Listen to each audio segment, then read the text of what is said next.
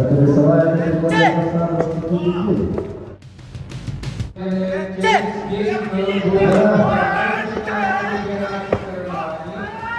Все подвинуло.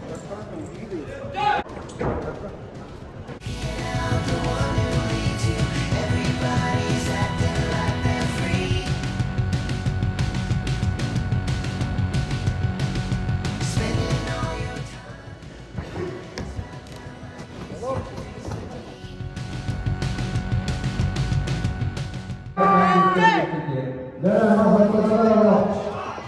Так, это Олег Анатольевич. Подавили. Первый упал в пользу Артема Ветрова. Третья решающая схватка в этом поединке между Артемом Ветровым и Олегом Барашковым.